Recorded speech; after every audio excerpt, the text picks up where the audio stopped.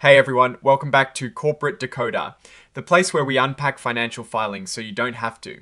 Today we're looking at Global Net Lease, Incorporated's latest report, and let's just say they've got some interesting things to chat about regarding their recent earnings call. Before we dive in, if you are new here, make sure you hit that subscribe button, and for those of you who love dissecting these reports with the community, our Discord link is in the description below. Alright, so what is the big news here? Global Net Lease Incorporated, or GNL as you might know them, just dropped their Form 8, which is basically a report for really important events. The main kicker today is that they hosted a conference call on the 26th of February 2026 to talk about their financial and operating results for the entire year and the last quarter of 2025. They've provided a transcript of the pre-recorded part of that call as an exhibit. Think of it as them giving you the highlights reel of their performance. Now, before we get into what they talked about, let's quickly look at what GNL is all about. They're a real estate investment trust, or REIT, focusing on net leased commercial properties. This means they own properties and lease them out to tenants, and those tenants are usually responsible for paying property taxes, building, insurance, and maintenance.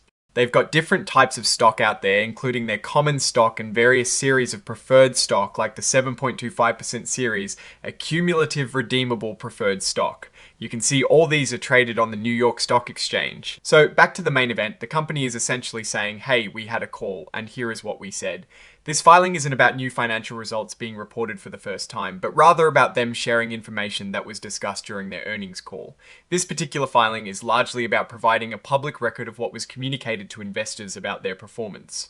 It is a way for them to make sure everyone has access to the same information. They're also giving out details on how you can listen to a replay of the entire conference call, which is pretty handy if you missed it live or want to go back and listen again. The replay is available for a few months, giving everyone a chance to catch up on their investor communications. It is important to note that the information in this part of the report, including the transcript, is considered furnished rather than filed. What this means is that while it is public information, it doesn't carry the same legal weight as information that is officially filed with the Securities and Exchange Commission, or SEC. This distinction is important for legal reasons. Basically saying they are sharing this info but not making official commitments under certain securities laws based on its furnishing. Now, for the really crucial part with any of these reports, GNL is putting out a disclaimer about forward-looking statements.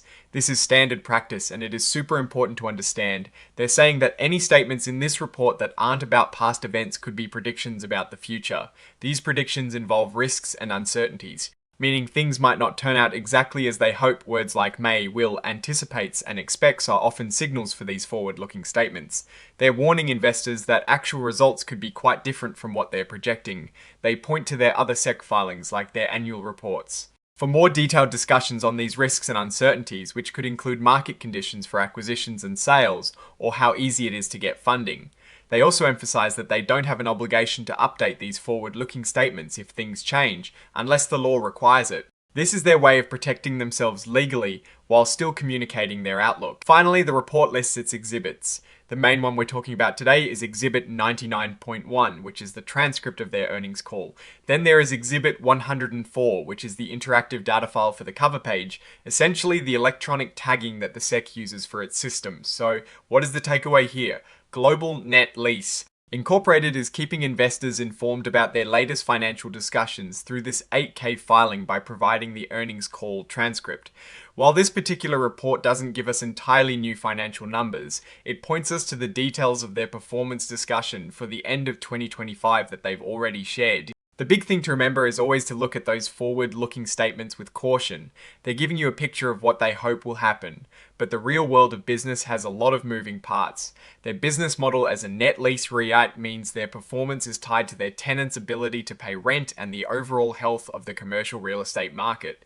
The risks they highlight, like market conditions and capital availability, are pretty standard for a company like this, but they can significantly impact their ability to grow or even maintain their current operations. Alright, that is our breakdown of Global Net Lease's latest filing. What is your take on how they're communicating their performance and the risks they've outlined? Drop your thoughts in the comments below if you found this analysis helpful. Please give this video a like and subscribe for more deep dives into corporate filings, and don't forget to join our Discord community for more discussions. Thanks for watching, see you next time.